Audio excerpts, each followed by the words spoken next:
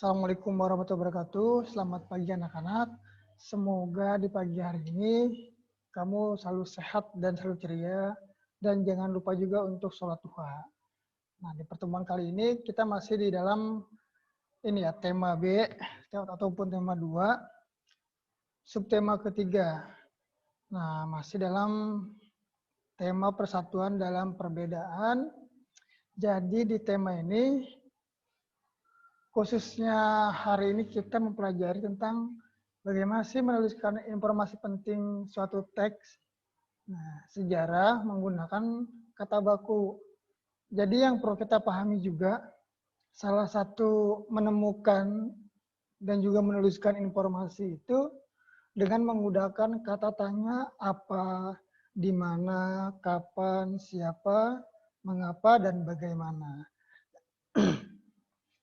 Kenapa? Karena informasi yang sudah ditemukan akan lebih mudah diingat apabila disajikan dalam bentuk diagram dan dituliskan menggunakan kata baku.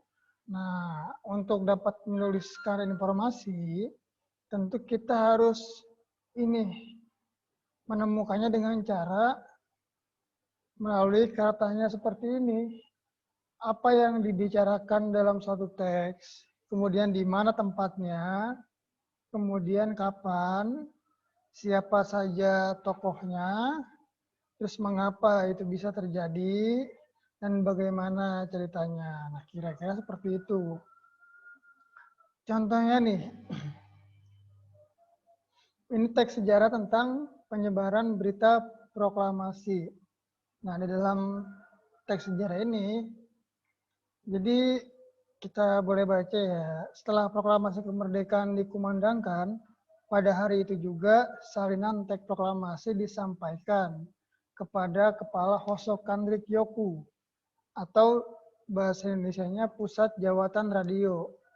Sekarang itu sudah berganti nama menjadi RRI. Apa itu RRI? Radio Republik Indonesia. Nah, Waidan B. Palanowen selanjutnya, ia menerima teks proklamasi dari seorang wartawan kantor berita Domei.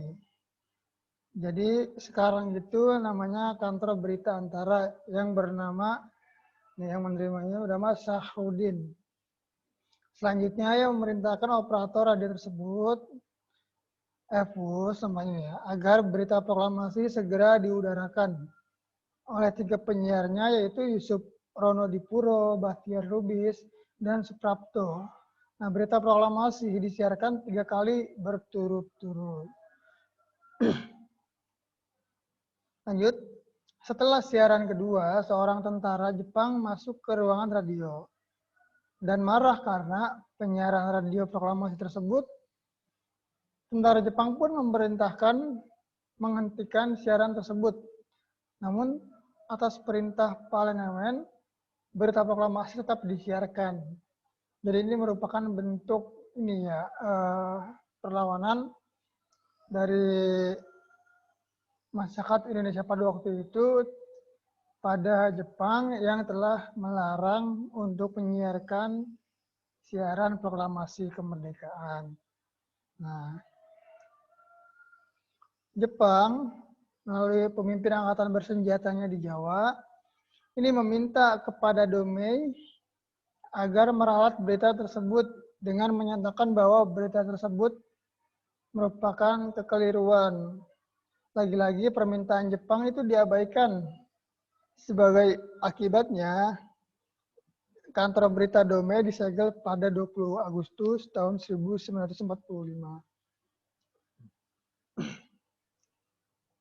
Sekalipun pemancar pada kantor Domei disegel, ini para pemuda tidak patah semangat, tidak patah arang. Gitu kan. Para pemuda bersama Yusuf Ronodipuro yang merupakan seorang pembaca berita di Radio Domei, ternyata berhasil membuat pemancar baru dengan bantuan para teknisi radio. Siapa itu? Seperti Sukarman, Sutamto, Susila Harja, dan Suhandar. Nah, mereka ini mendirikan pemancar baru di Menteng. Jadi Menteng itu daerah Jakarta ya. Tak ada namanya Menteng. Dengan kode panggilan DJK1. Dari situlah selanjutnya berita proklamasi kemerdekaan disiarkan.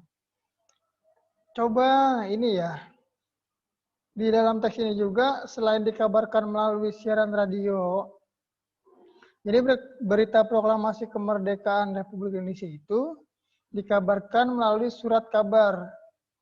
Surat kabar yang pertama yang menyiarkan proklamasi Republik Indonesia adalah Suara Asia dan Cahaya. Nah, ini contoh surat kabarnya ataupun koran ya, seperti itu. Suara Asia nih. Ini kalau kita ke museum itu banyak ya koran-koran ataupun surat kabar zaman dahulu. Nah, makanya kamu kalau main ke museum, misalkan ke Museum Penerangan, nah ini ada ini majalah lama seperti ini. Oke, dari ini ya berita tentang proklamasi, teks sejarah tentu ada informasi-informasi penting dari setiap paragrafnya. Di sini lah coba kamu temukan informasi penting dalam setiap paragraf. Kemudian kamu juga gunakan aspek apa, di mana, kapan, siapa, mengapa, dan bagaimana. Lalu misalkan paragraf pertama nih, kamu misalkan kamu ingin menggunakan aspek apa ini, apa yang dibicarakan, ini ada tidak di dalam paragraf pertama? Oh ada Pak, ini yang terjadi, maka kamu tuliskan di paragraf pertama di sini. Kemudian di mana? Nah, di mana tempat kejadiannya? Ada tidak nih? Misalkan di paragraf kedua, oh ada Pak, ya tuliskan di sini. Nomor 3, kapan itu terjadi? Misalkan tahun berapa? Oh ada Pak, kamu tuliskan di sini. Terus kemudian siapa orang-orang yang berperan? Nah, di paragraf keempat ada tidak? Kamu cari ternyata ada, oh tuliskan di sini. Terus mengapa? Bagaimana? Nah, mengapa itu bisa terjadi? Nah, lalu bagaimana peristiwa tersebut terjadi? Kamu tuliskan. Jadi ini seharusnya sampai nomor 5 ya. Sampai nomor 5.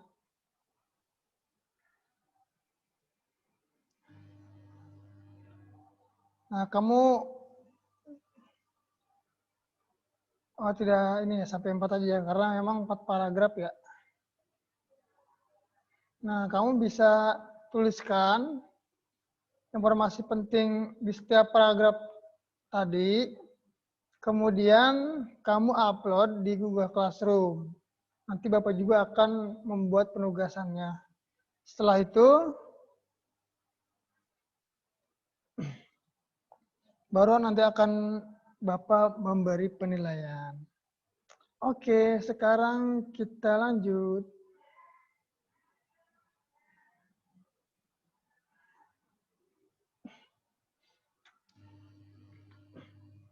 Lanjut bahwa persatuan dalam perbedaan itu tentu juga harus dilaksanakan dalam kehidupan sehari-hari, bahwasanya kita ini sebagai manusia tidak hanya menjaga kelestarian hidup kita sendiri ataupun menjaga ketentraman, keamanan, keindahan diri kita sendiri, tapi kita juga perlu menjaga keindahan, keasrian lingkungan.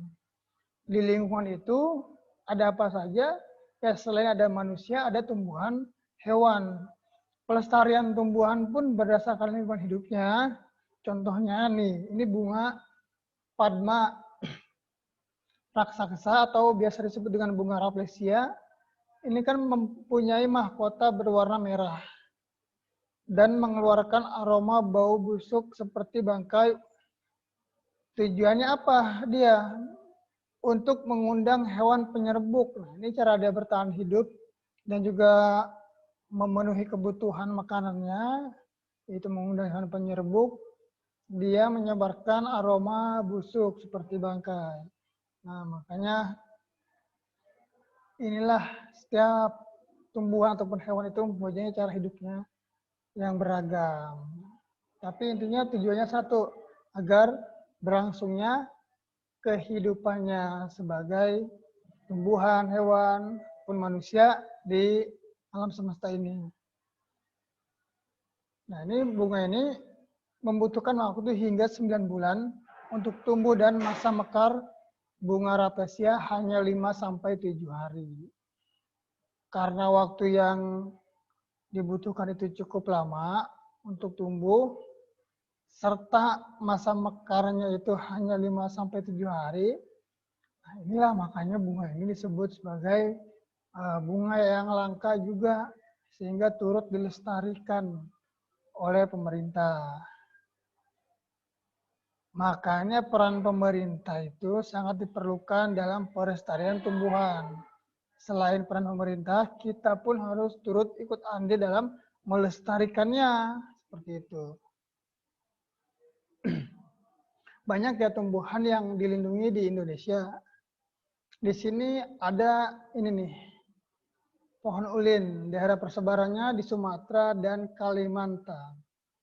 Kemudian ada pohon damar juga, persebarannya di Kepulauan Sunda Kecil, Sulawesi, dan Bali.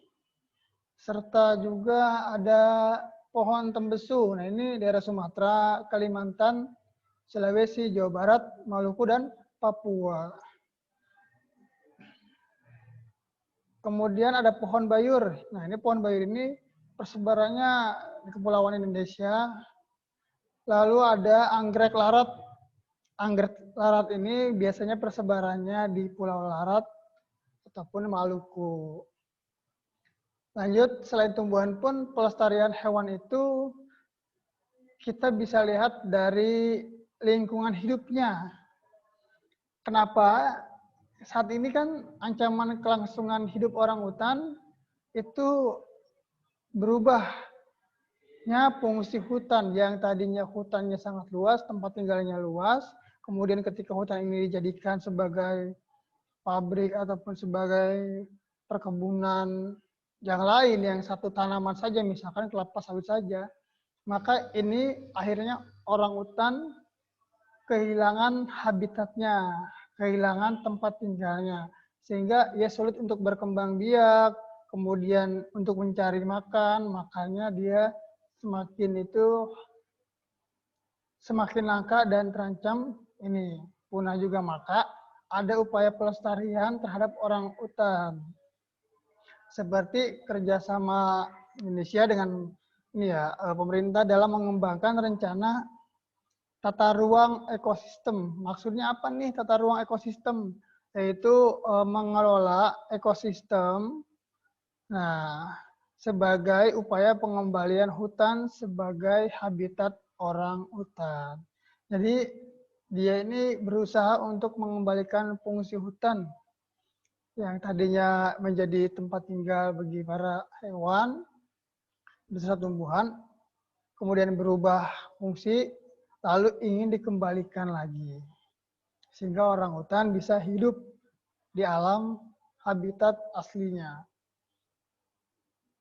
Sebagian besar orang hutan yang selamat itu dilindungi di tempat-tempat penangkaran khusus. Selain orang hutan juga ada gajah Sumatera yang langka karena jumlahnya semakin menurun. Ya diantaranya karena adanya perburuan dan berubahnya fungsi hutan juga menjadi permukiman dan perkebunan. Nah, sama ini juga karena dia sulit untuk mendapatkan tempat tinggal, untuk berkembang biak, mencari makanan, maka dia terancam nih. Terancam dan jumlahnya semakin turun. Lalu sebagai langkah pencegahan dari kepunahan, pemerintah menetapkan beberapa wilayah sebagai pusat konservasi gajah. Itu di Sumatera ada. Selain itu, ada juga anoa, itu daerah persebarannya di Sulawesi. Kemudian ada burung kakatua jambul kuning di Kepulauan Sunda Kecil, Sulawesi, dan Bali. Lalu ada owa Jawa. Ini owa Jawa ini persebarannya daerah Jawa Barat, yang ini sudah mulai langka, makanya ia termasuk hewan yang dilindungi di Indonesia. Ada lagi nih, kukang. Nah, ini lucu sekali ya, hewan ini. Kukang ini termasuk hewan yang turut dilestarikan dan dilindungi oleh pemerintah Indonesia, yang dimana persebarannya ada di Jawa, Sumatera, Kalimantan. Nah, ada penyu hijau, daerah persebarannya di sepanjang pesisir pantai di Indonesia. Lalu ada ini juga nih, rusa Bawean di Pulau Bawean di Jawa Timur. Oke, cukup sekian penjelasan dari Bapak. Nanti materinya, PDF-nya akan Bapak share juga di Google Classroom. Terima kasih. Assalamualaikum warahmatullahi wabarakatuh.